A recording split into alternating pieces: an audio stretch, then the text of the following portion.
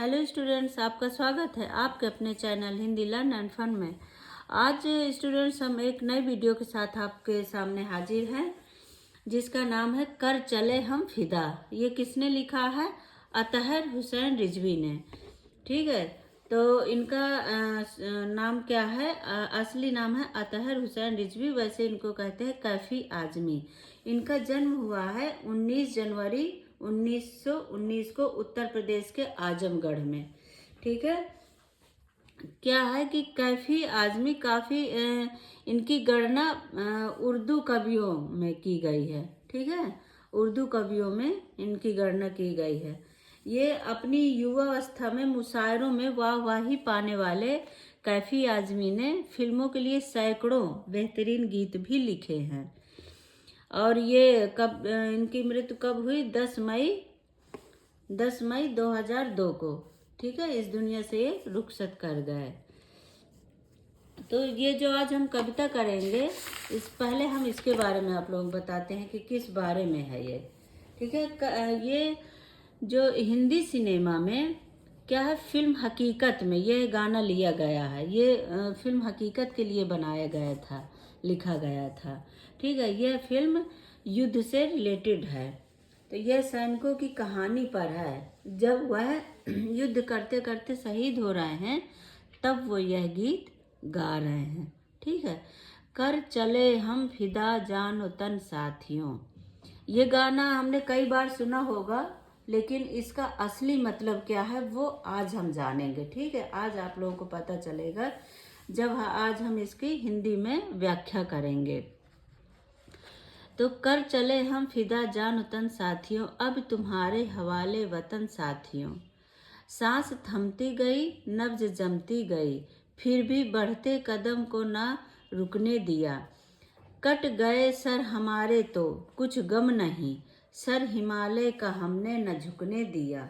मरते मरते रहा बागपन साथियों, अब तुम्हारे हवाले वतन साथियों। देखिए इसमें क्या कह रहे हैं कवि।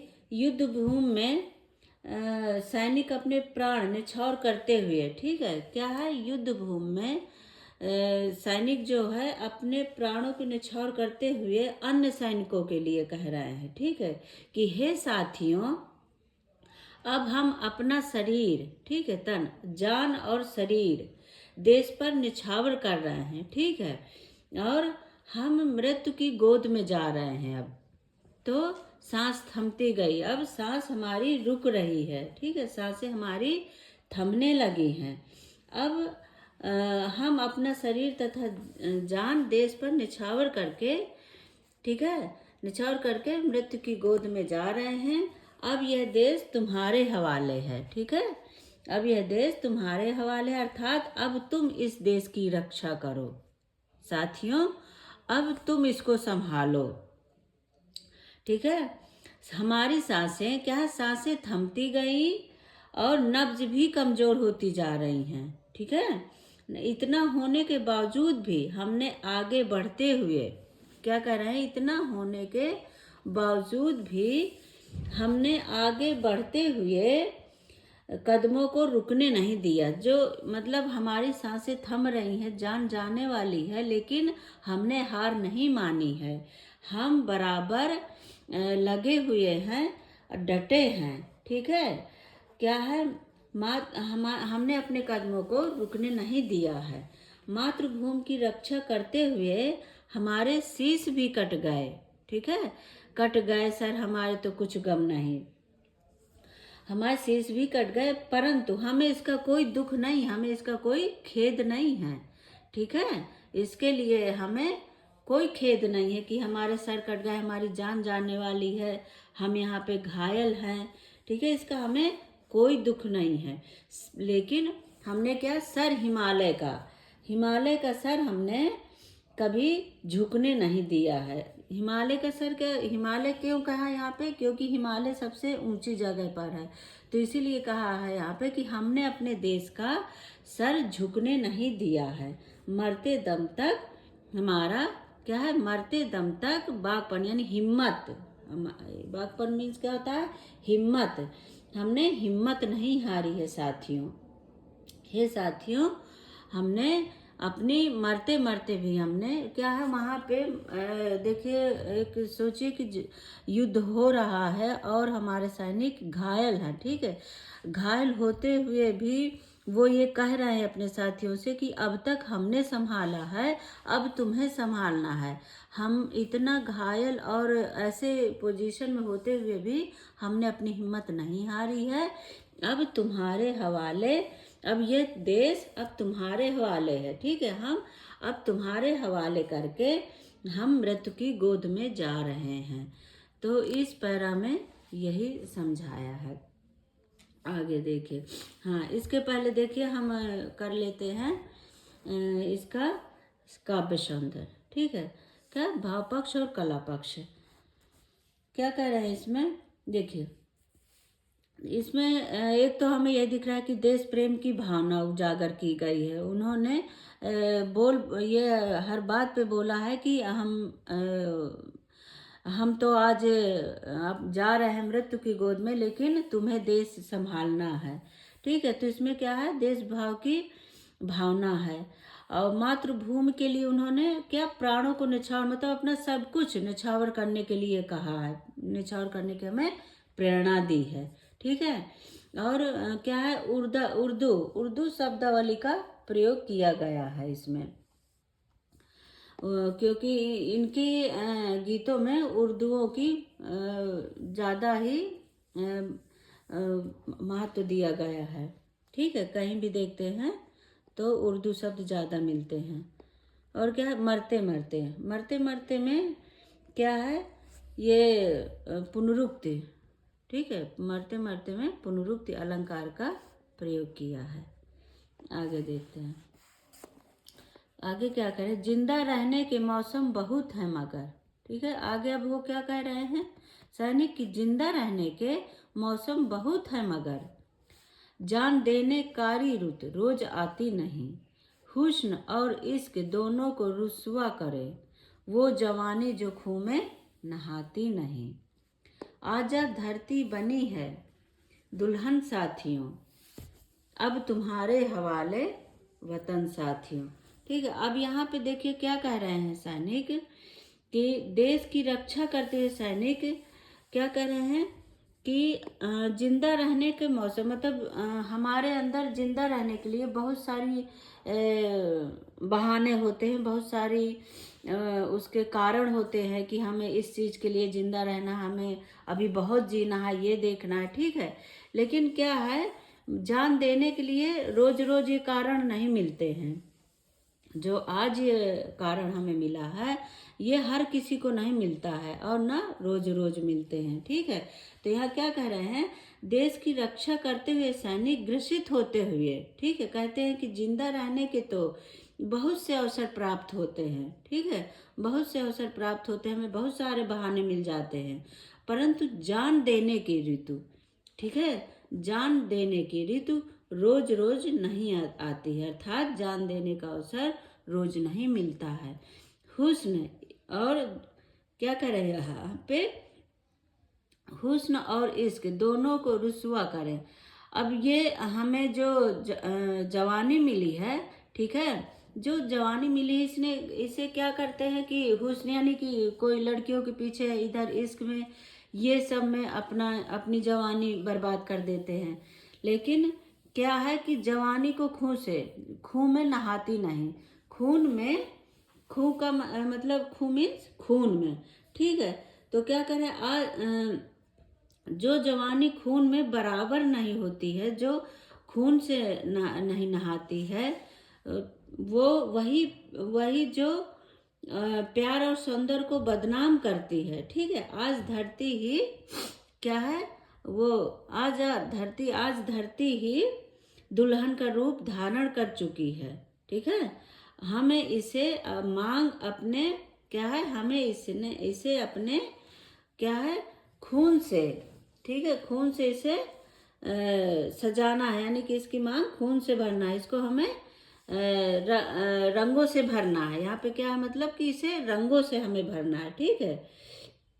इसको हमें सजाना है, जो हमने ये दुश्मनों से अपनी धरती ली है, उसको हमने बहुत अच्छे से संभाला है, अच्छे से सजाया है, तो उसे अब तुम्हें संभालना है। ठीक है, तो अब तुम्हारे हवाले वतन साथियों, यह वतन अब तुम्हारे हवाले है, इसकी रक्षा, वतन की रक्षा अब तुम्हारे कंधों पर है। ठीक है, तो ये इस पैरे का यहीं पर है।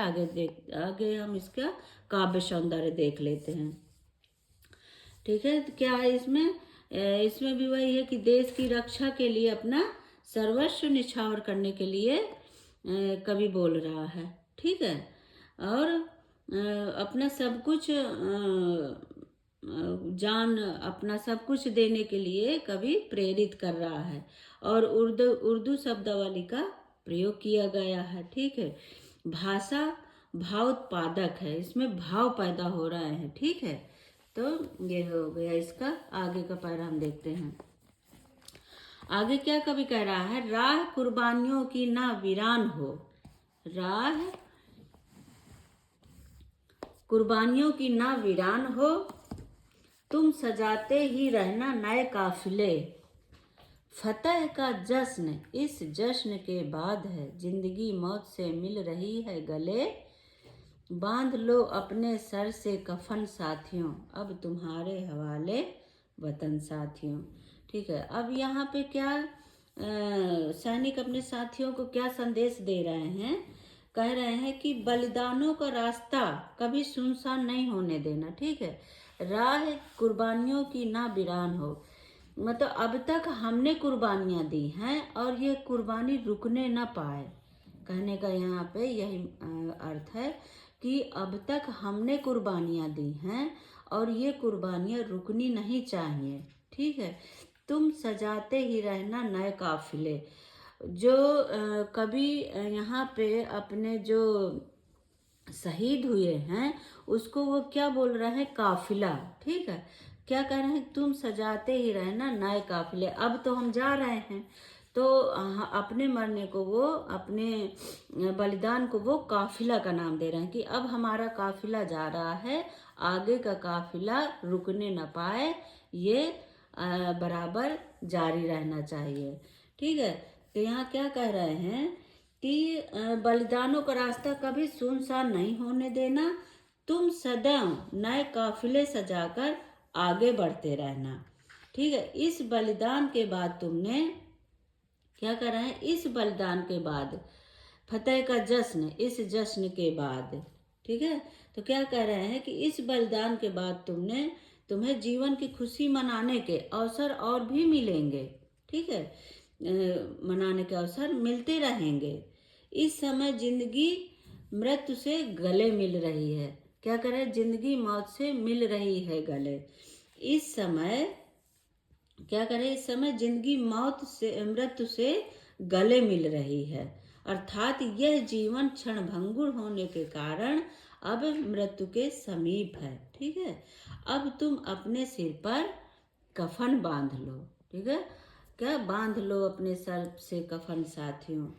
क्या कह रहे हैं कि अब तुम अपने सिर पर कफन बांध लो और मृत्यु को गले लगाने के लिए तैयार हो जाओ। अभी तक क्या है? हमने कफन बांध रखा था, अब तुम्हारा नंबर है, मतलब अब तुम्हारी बारी, अब तुम्हें संभालना है इस देश को। तो कफन बांध लो अपने सर पे, तुम तैयार हो जाओ। क्या? मन से तन से इस देश की रक्षा के लिए। ठीक है, तो क्या करें? देश की रक्षा के लिए तुम लोग तैयार हो जाओ, तत्पर रहो। यह काफिला रुकना नहीं चाहिए। अब ये देश तुम्हारे हवाले है, अब तक हमने संभाला है, अब आपको यह देश संभालना है। ठीक है, तो अब इसका हम काव्य सौंदर्य देख लेते हैं, क्या कह रहे हैं। क्या है इसमें? देखिए, निरंतर कुर्बानियां देने के लिए प्रेरित कर रहा है। यहाँ पे आपको पैरा बाई पैरा आपको बताना पड़ेगा कि भाव पक्ष इसका क्या है। ठीक है, कला पक्ष क्या है। तो इसमें क्या है? निरंतर कुर्बानियां देने के लिए प्रेरित कर रहा है कवि। ठीक है, देश की भावना उजागर कर रहा है, यहाँ पे उजागर हो ही रही है। ये गाना ही सुन के देश प्रेम जग जाता है, बहुत ज़्यादा जोश भर जाता है। ठीक है। और उर्दू शब्दावली का प्रयोग हुआ है। भाषा प्रभाव उत्पादक है। ठीक है। आगे का हम देखते हैं क्या। आगे देखिए कवि क्या कह रहा है। खींच दो अपने खूं से जमी पर लकीर, इस तरफ आने पाए न रावण कोई। तोड़ दो हाथ अगर हाथ उठाने लगे, छू न पाए सीता का दामन कोई। राम भी तुम ही लक्ष्मण साथियों, अब तुम्हारे हवाले वतन साथियों। देखिए इस पैरा में कवि ने एक इसमें उदाहरण दिया है सीता जी का, राम लक्ष्मण और सीता जी का। जिस तरह से लक्ष्मण जी ने सीता जी को रेखा खींच दी थी और बाहर रेखा के बाहर आने के लिए मना कर दिया था, ये वहीं से प्रेरित होकर कवि इसमें लिख रहे हैं। क्या कह रहे हैं। खींच दो अपने खूं से जमी पर लकीर। सैनिक अपना बलिदान देने से पहले अपने साथियों से क्या कह रहा है कि हे साथियों, अपने रक्त से, ठीक है, अपने खून से क्या है, जमीन पर लकीर खींच दो। ठीक है, ताकि हमारे तरफ कोई भी रावण बढ़ने न पाए। रावण किसको बोला गया यहाँ पे। कोई भी दूसरा देश का दूसरा दुश्मन हमारे देश पर आने न पाए। ठीक है।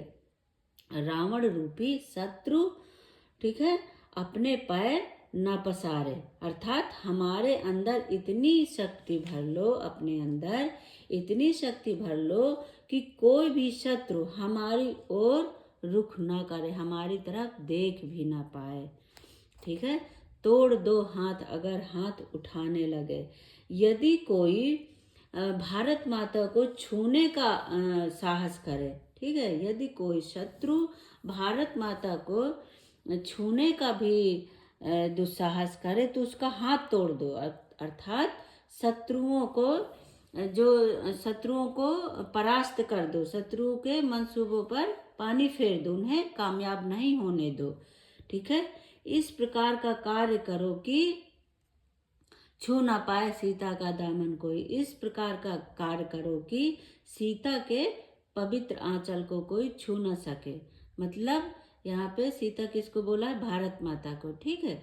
तो क्या कह रहे हैं, अर्थात भारत माता पर कोई आंच ना आ पाए। ठीक है। भारत माता पर को कोई छू ना पाए। अर्थात तुम ही राम हो, तुम ही लक्ष्मण हो। राम भी तुम ही लक्ष्मण साथियों, अब तुम्हारे हवाले वतन साथियों। तुम ही राम हो और तुम ही लक्ष्मण हो। अर्थात बुराइयों को दूर करने के लिए, ठीक है, बुराइयों को दूर करने के लिए जो तुमने ये शरीर धारण किया है, इससे तुम्हें देश की रक्षा करनी है। ठीक है। तुम देश की रक्षा करो, तुम्हारे हवाले ही ये देश है, ये वतन अब तुम्हारे हवाले है। अब तक हमने इस देश की रक्षा किया, हमने संभाला, हमने किसी को अंदर नहीं आने दिया, अपनी भारत माता को बचा के रखा। अब यह तुम्हारे हवाले है। तुम ही राम हो, तुम ही लक्ष्मण हो। तो अब तुम्हें भारत माता को तुम्हें बचाना है। तो इसमें स्टूडेंट्स यही अपने भारत माता के लिए कवि प्रेरित कर रहे हैं कि हमें किस तरह से अपने देश की रक्षा करनी है, और अब तक हमने किया। और ये गीत सुनकर भी हमारे अंदर सुनते होंगे कैसे देशभक्ति की भावना रोम रोम में भर जाती है। ठीक है। इसका काव्य सौंदर्य देख लेते हैं। क्या है, कवि जो है बलिदान के लिए प्रेरित कर रहा है। वो विभिन्न विभिन्न उदाहरण देकर, देखिए जैसे कि तुम ही राम हो, सीता का दामन कोई छू ना पाए, तुम ही लक्ष्मण हो। इस तरह से वो विभिन्न विभिन्न उदाहरणों से प्रेरित कर रहे हैं और बलिदान के लिए हमें प्रेरित कर रहे हैं। और उर्दू शब्दों का भरपूर प्रयोग हुआ है। ठीक है। दृष्टांत अलंकार का प्रयोग हुआ है। इसमें देश प्रेम की भावना भी उजागर की गई है। तो ये स्टूडेंट्स हमने आज पूरा किया तुम्हारे हवाले वतन। साथियों, तो आज ये व्याख्या पूरी हुई। इसके आगे हम आपको प्रश्नोत्तर लेकर आएंगे। आप मेरी वीडियो को देखते रहिए, लाइक करिए, सब्सक्राइब करिए और अपने दोस्तों में शेयर भी करिए। थैंक यू बच्चों, बाय बाय।